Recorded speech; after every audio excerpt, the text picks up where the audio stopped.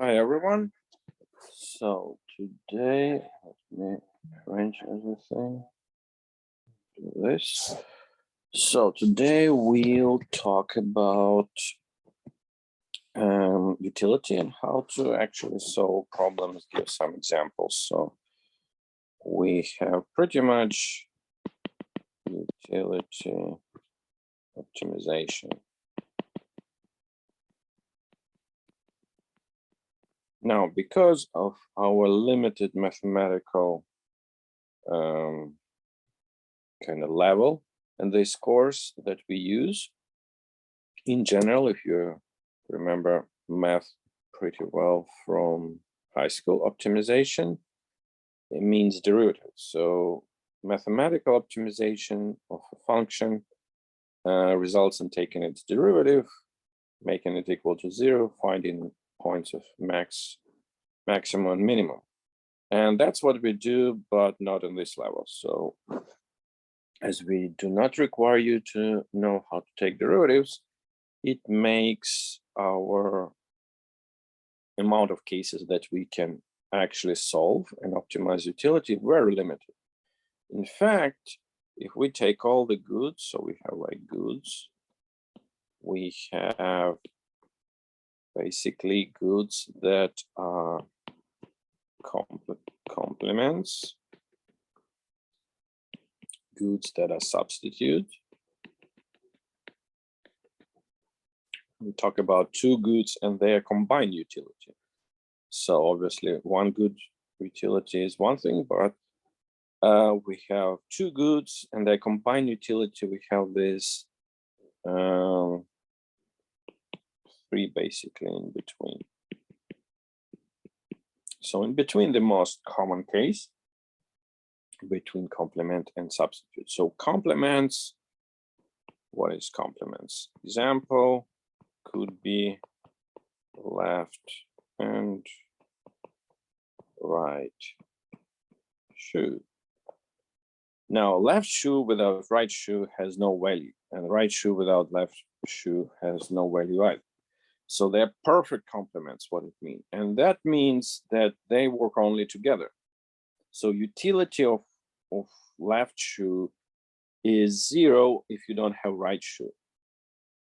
And so here optimization, again, you don't actually need taken utility. It basically, as much pairs as you can get, that's how you maximize it. And you don't care about each individual product.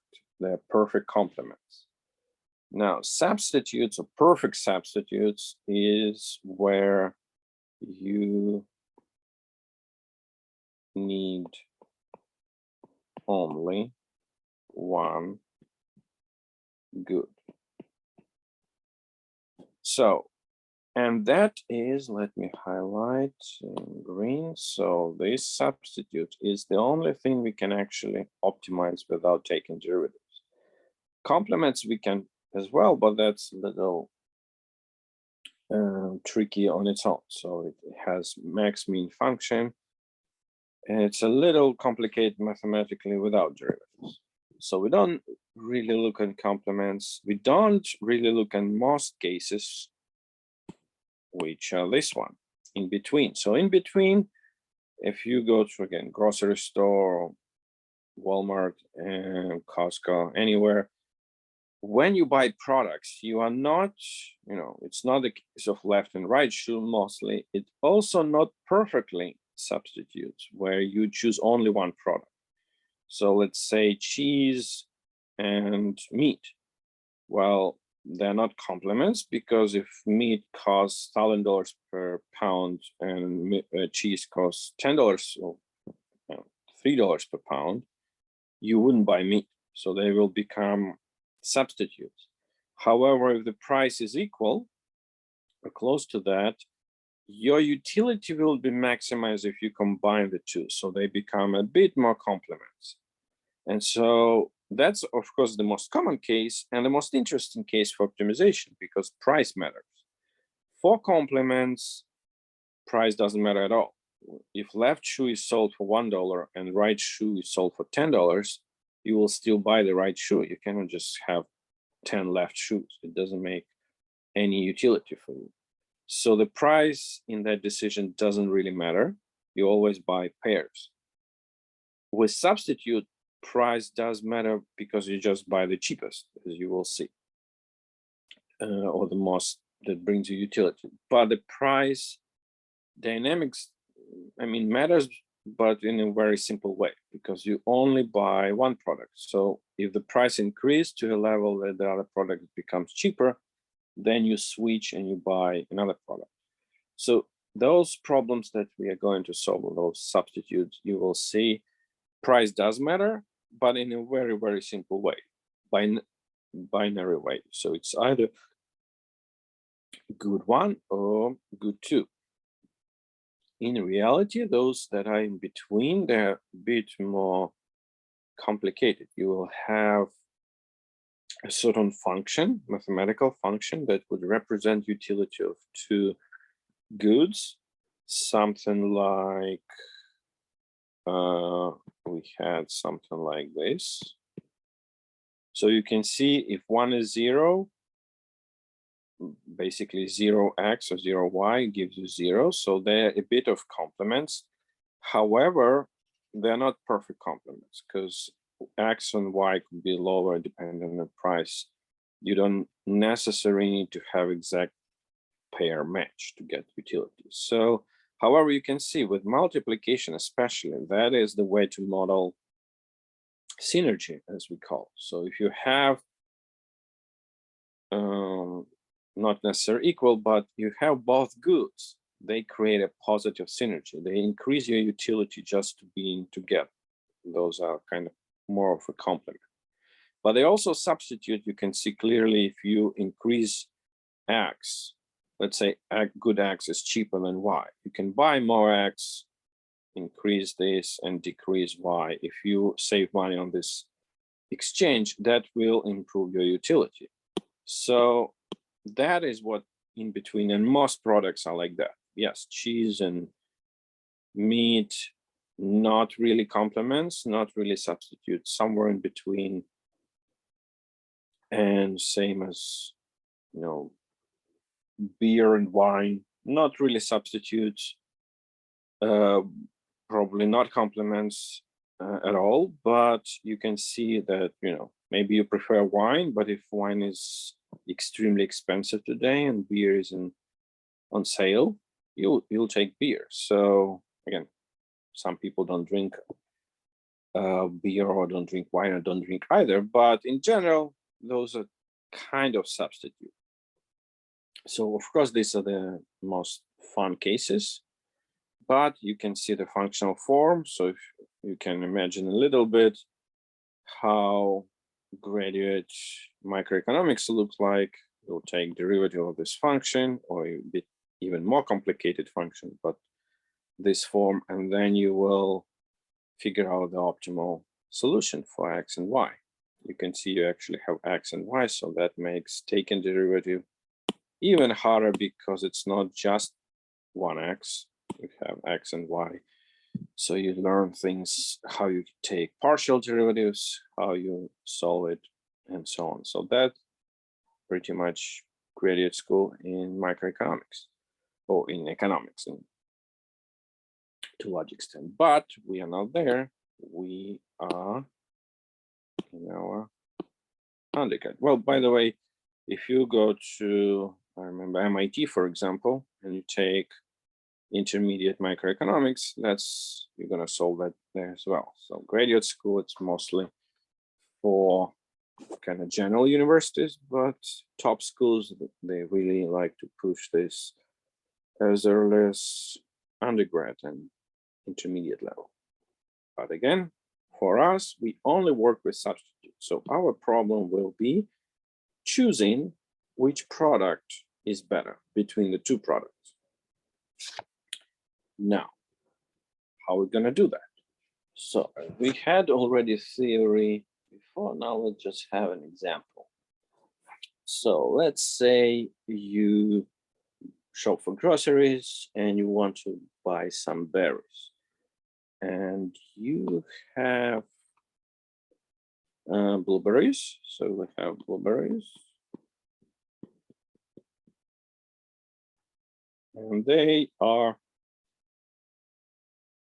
so you personally value them, and your utility is $5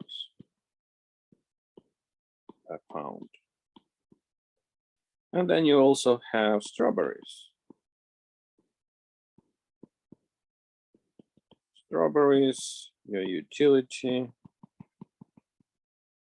is $4 per pound. So independently, what it means that you would buy blueberries if they're cheaper than $5 because they generate your utility.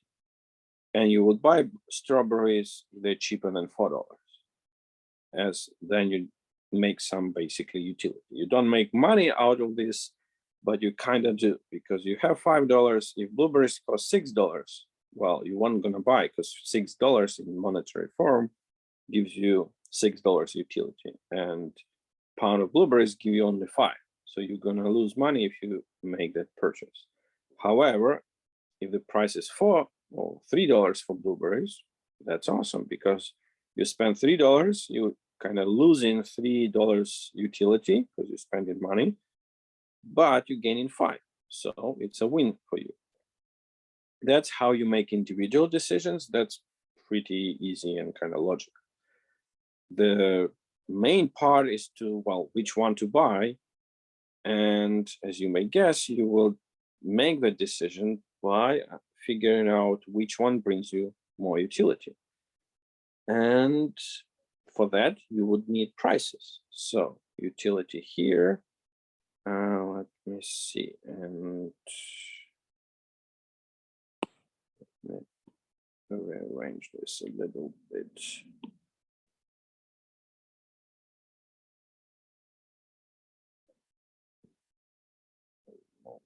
Down. Then I can write the price. So the price of blueberry is $4. And the price of strawberries is $5, but they're on sale today with 50%. So you're given $5, 50% sale, result in $2.5.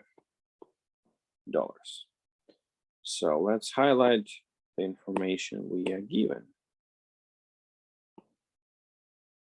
You got 5, 4, 4, 2.5. And let's assign them what we had in lecture notes. So utilities we use, just a reminder, let me write it somewhere here. So our utility is A1X plus A2Y. And our budget is P1X plus P2Y. That's pretty much how we solve. You can see, because there are a bit more variables than equations, you need some process. So it's not just mathematically solving this, because utility is maximized, right? It's not a fixed utility and just solving the equation. Maximizing. So you have a process. But for now, we need to assign things. So this, let's say blueberry, we'll assign blueberry to be X and strawberry to be Y. Then this would make A1, this would make P1, this would make A2, and this would make P2. And I don't want to go to the next page, so I'm going to delete something here.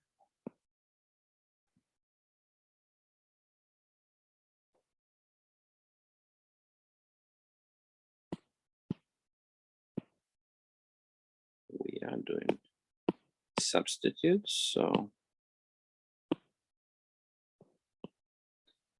And now we can use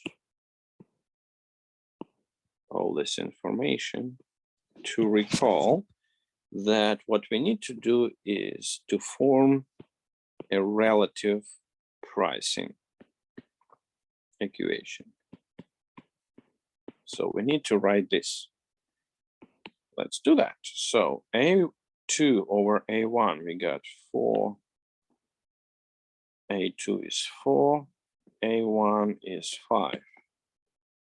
And then we have here, on this side, we have P2, which is 2.5 divided by P1, which is 4. So that's what we have. Now you can see clearly, oh no, clearly you cannot see, you actually need to solve it. So, so it didn't have any mistakes.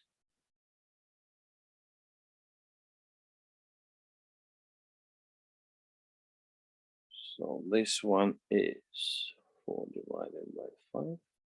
This is 0 versus you get 0.8, and then you get 2.5 divided by 4.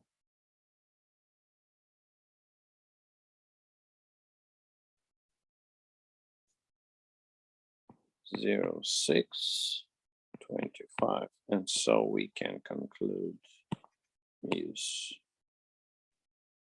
some more.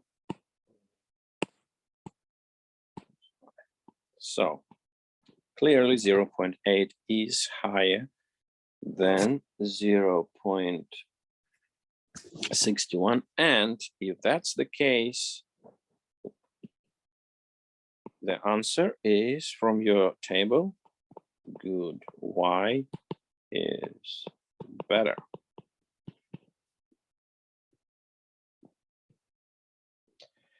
So that's how we solve it. And we optimize using the process rather than just taking derivatives. And what we did, we build this relative utility and relative price. So we use one good as a base, which in this case, good one is the basis. And what we said is good 2 better than good 1. And here is how we did. So is good 2 brings high utility than good 1, and by how much? Well, it's not, it's 0.8. So 1 unit, what this represents, 1 unit of good 2 brings 0.8 times utility than 1 unit of good A, a good 1 in this case, blueberries, good X actually, sorry, good X, blueberries. But so strawberries are worse than blueberries, but the price of strawberry is much lower than the price of blueberries. And so even though 1 pound of strawberry brings only 0.8 times utility of blueberries, the price of that pound of strawberry is 0.625 times the price of blueberries. So relatively, strawberries are cheaper. And so that's why Y is better. Strawberries are better. Not because they are ultimately better. That's not true, because we saw that utility of blueberries 5 and utility of strawberries 4. So blueberries are better than ultimately than strawberries. However, relative pricing, strawberries are $2.5. Strawberries are cheaper. And so it's better to buy strawberries. And that's a great example how you can actually apply it and how this technique helps in real life. Because this process, it's not that easy to do, in your head naturally if you don't really know what you're doing. You see, oh, I love blueberries, so I buy blueberries. But you kind of miss that strawberries are on sale. Maybe in this case, you should buy strawberries. Yes, you like them less, but the price is so good today for strawberries that in fact you'll be happier to buy strawberries because you save money, and you save relatively more money than you like blueberries. So this type of technique to solve problems is extremely useful, and I personally use it quite often, especially when I spend a meaningful amount of money. And yeah, so we found this, the good is why better. That's not the end, of course, because there are a few things you need to figure out. So this is like A basically, then you have B. You need to figure out whether you have to buy. So out of blueberries and strawberries, now you know you buy strawberries. Now you double check whether A2 is higher than P2. Some people encourage you to change it. You can double check it first, whether you actually buy it or not. But you can check later. Then you will have to check whether A1 is greater than P1 and that A2 is greater than P2. So utility has to be higher than price. We check this. So this means buy. So point A, strawberries are better. Point B, you have to buy them. And point C is how much to buy. And here you need to know additional information. It's your budget. So in this problem, your budget is $10. So I would write here, budget is $10. And it's very easy. You always spend all your budget. So in this type of optimization, it's again binary. So which means what it means binary, all or nothing.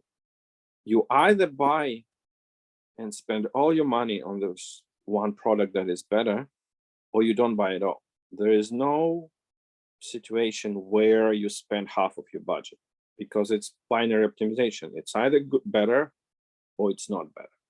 And that's it. Now you might have a situation where everything is equal to everything, right? So A2 is equal to P2, A1 is equal to P1. So then there is no problem. But that's the case where you are indifferent. You're indifferent between blueberries and strawberries. If your utility is, let's say, $5, price is $5, strawberry utility is $5, price is also $5, everything was $5, then that's the case where you're indifferent between pretty much anything. Whether you buy strawberries or you don't buy strawberries, you don't get any extra utility from buying them or not buying them. So mathematically, it's possible to have a situation where you're kind of indifferent and nothing is optimized, but we won't have those. We're trying to actually apply it to kind of in a meaningful way. So all your problems have a solution. And that solution is binary. You either spend all your money and you buy it, or you don't buy it at all because money have, in a particular case, of high utility. So in our case, we buy. So we spend all $10, and how much we buy? Well, the price of strawberries is 2.5 and we have $10. So you divide your budget by P2 and you have $10 divided by 2.5, which results in 4 pounds. And that is your answer. So your answer has to be all 3 points. First, strawberries are better. Second, you have to buy because they generate you higher utility than money. And then C, how much you buy? 4 pounds because you have $10. And that is the answer. So all problems are the same. So I encourage you to study this one example kind of in detail, and then that's it. You will be able to solve all the problems related to utility optimization in case of substitute. The only other thing is a partial case when you have a bit simpler problem, which I actually had not a long time ago. So let's see. Example 2. Let's say you want to buy a computer, which I was buying recently. Well, not recently, but a couple of years ago. Did exactly this with numbers and prices. So I was choosing between, oh, let me write it down. So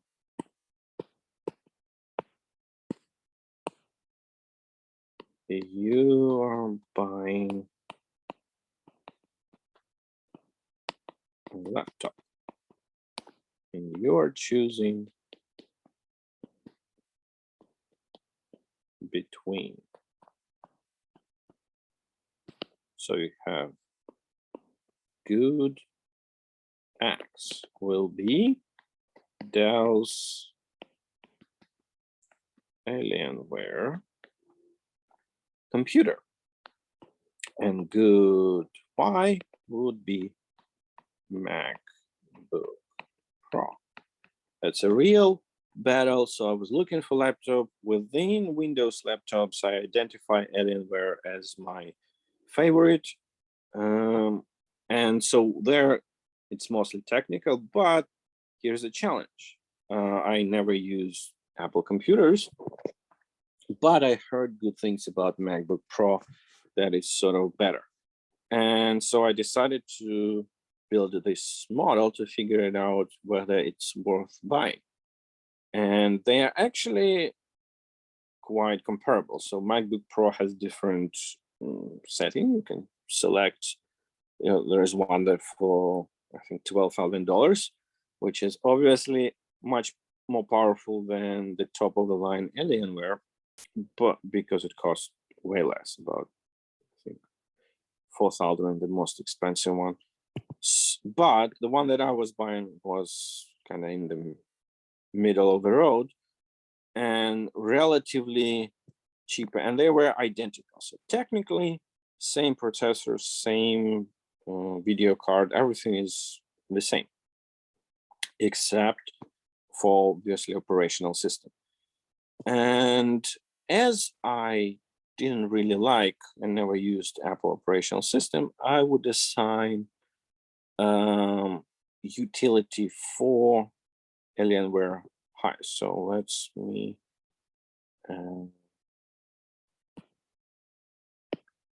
rewrite it a little smaller. Let's write to large. So we got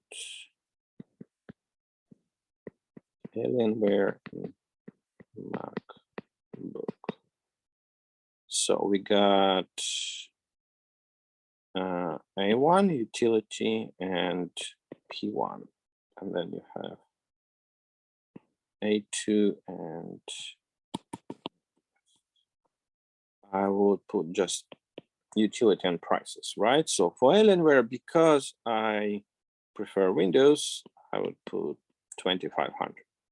And for MacBook, I would put 2,000. So that is my personal preference. While they are identical, technically, everything inside the computers are the same. That's how I selected them. I would switch to MacBook for basically $500. And that's the way I want you to think in real life too. It's very helpful. When you buy especially phones, cars, computers, you can identify difference in these features and just put a price tag on it. So how much would someone have to pay me to switch from Windows to Apple operational system? Well, I identified it as $500. Okay, if I can save $500 on this deal, I will torture myself into learning different operational system. And with that in mind, so I actually did that before even going to the market. With that in mind, I go to the market and I check the prices, and I identify that the market price for this one is 900, and the market price for this one is this.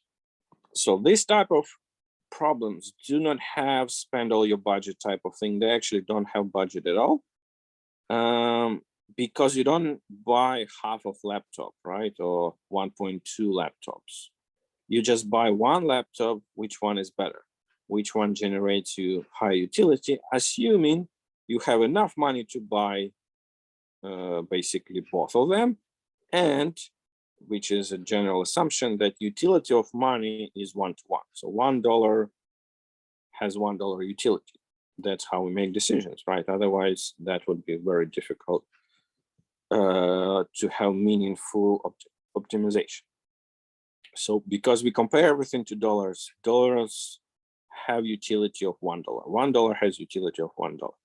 That's not, again, we talk about in lecture, that's not in real life always the case. In times of troubles, when you don't have money, or let's say you forgot your wallet, right? You went to traveling somewhere, let's say to another city, you went to Detroit to a museum and you forgot your wallet at home, and now you don't have money to come back. Now, let's say you took a bus and you need some cash, you need $10 to come back. That $10 is worth for you way more than $10. You would pay, maybe if someone borrows you $10, you would give them 20 when you get back, because you're stuck, and your utility of money changes based on your need. And on the other hand, sometimes you got, you got a bonus, or you won a lottery, then maybe you don't really care. $10 doesn't worth $10 anymore for you because you have money. But we don't talk about these cases right now, and that's a whole different story. In our examples, it's always 1-to-1. So dollars have value, have utility 1-to-1. This allows us to actually utilize the method. And what we do, same thing, we compare. So A2, A1, P2, P1. So in our case, it's quite easy because we have situation where this number, and this number is more than 1, and this number is less than 1. So it's quite easy. And in textbook examples, we don't usually use such large difference numbers because mathematically it's not hard to solve for you, but that's real numbers. That's how I got it. And so it was, let me find the green one. It's quite clear to me that Alienware is not only generates high utility, but actually cheaper than MacBook Pro. And so Alienware is better, and that's what I bought. And so you have this step A, you still have step B, because you need to compare this one. You need to compare, this is your step B. So I just rewrite it here that 250 is greater than, and so you buy. Here we identify good X is better. So A, good X is better. B, you buy good X. There is no C because that's it.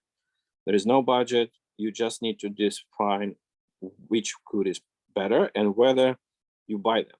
Now, if the price, let's say, I'll just put zeros here. The price is like that, way more expensive, then good X is still better. Alienware would still be better than MacBook Pro, but you wouldn't buy it because it's very expensive compared to your utility. So both steps are necessary. Don't just finish in step 1 and see, oh, Alienware is better, so you buy it. Not really, and I warn you, I'm gonna have examples where you don't buy anything, which is also not only tricky, but it's very helpful when you go to a store and actually think, oh, there is a sale, there is this product and that product. But in reality, none of those options generate enough utility for you to spend money. So, buy less, be more responsible, good for environment, good for your budget. And so such examples you will have as well. Well, that's about it. Just two types of problems regarding utility optimization. And practice them and then take a math quiz this week.